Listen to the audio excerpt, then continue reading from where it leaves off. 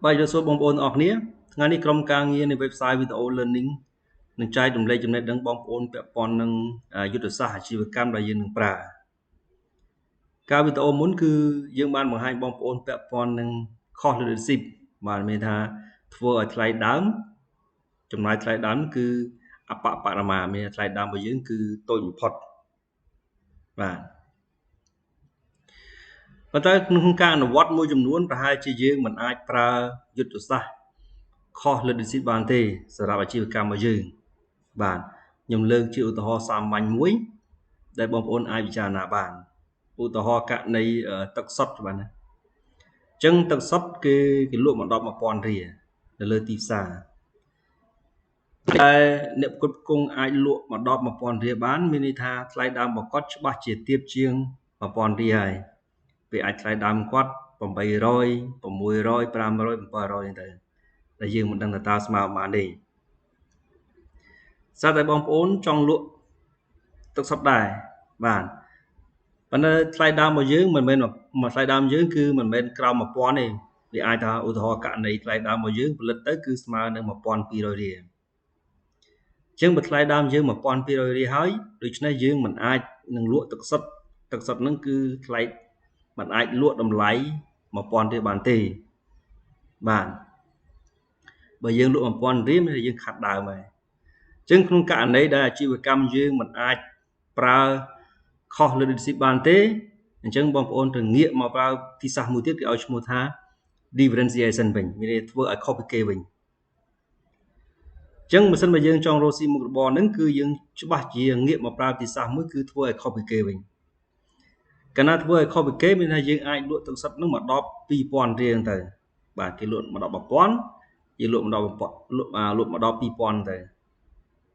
ញ្ចឹងកាលណាយើងធ្វើឲ្យខុសពីគេខុសពីម៉េចបាទទី1គឺគុណភាពរបស់យើងគឺល្អជាងគេអាចតែគុណភាពរបស់យើងគឺល្អជាងគេដូច្នេះយើងកម្រិតទៅគឺថ្លៃដើមយើងខ្ពស់ជាងគេយើងអាចលក់បានថ្លៃលើសគេបាទហ្នឹងទី1ទី2គឺមានន័យថាទឹកសុទ្ធរបស់យើងនេះគឺអាចរក្សាទុកបានយូរខ្ញុំឧទាហរណ៍ទៅដោយវាមិនខូចដល់គុណភាពបាទហើយទី3គឺទឹកសុទ្ធរបស់យើងនេះគឺយើងមាន customer service ល្អឧទាហរណ៍ករណីក្រុមហ៊ុនយើងផ្ដល់នៅ customer service ល្អជូនអតិថិជនគ្រប់ទីកន្លែងបាទហើយទី4នេះគឺទឹកសុទ្ធរបស់យើងអាចប្រើមុខងារច្រើនយ៉ាងបាទនេះគឺខ្ញុំនិយាយពាក់ព័ន្ធនឹងទឹកសុទ្ធប៉ុន្តែបងប្អូនអាចនឹងអនុវត្តចំពោះនឹងទំនិញឬក៏សេវាកម្មផ្សេងទៀតក៏បានដែរនិយាយរួមទៅគឺយើងធ្វើយ៉ាងណាឲ្យខុសពីដៃគូប្រកួតប្រជែងរបស់យើងនៅក្នុងករណីដែលយើងមិនអាចអនុវត្ត cost leadership បានទេប៉ុន្តែនៅពេលអាជីវកម្មយើងធំទៅមានន័យថាយើងចាប់ដើមហៅថា learning មានន័យយើងចាប់ដើមរៀនយើងចាប់ដើមទទួលបានបទពិសោធន៍បុគ្គលិកយើងជំនាញបាទនៅពេលហ្នឹងគឺក្រុមហ៊ុនយើងថ្លៃដើមទាបហើយគុណភាពល្អទៀតបាទថ្លៃដើមយើងទាបជាងគេហើយគុណភាពយើងក៏ល្អជាងគេដែរបើមិនបើយើងអនុវត្តអាជីវកម្មយើងកាន់តែយូរទៅមានន័យថារោងចក្ររបស់យើងក្រុមហ៊ុនយើងដំណើរការកាន់តែយូរដូច្នេះយើងបាន experience យើងបាន learn ពីហៅថា processing ដំណើរការនៃអាជីវកម្មរបស់យើងបាទអញ្ចឹងជារួមមកមានន័យថាក្នុងករណីដែលយើងមិនអាចអនុវត្ត cost leadership ទេ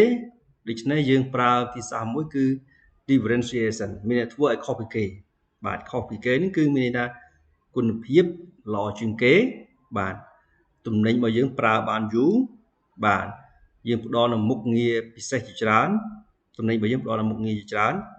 customer service របស់យើងបាទមានការបម្រើអតិថិជនរបស់យើងគឺបានល្អជាងគេបាទហើយយើងឆ្លើយតបតាមតម្រូវការ customer បានលឿននិយាយរួមទៅគឺមានន័យថាទាំងគុណភាពទាំងអ្វីយើងត្រូវធ្វើឲ្យខុសពីគេ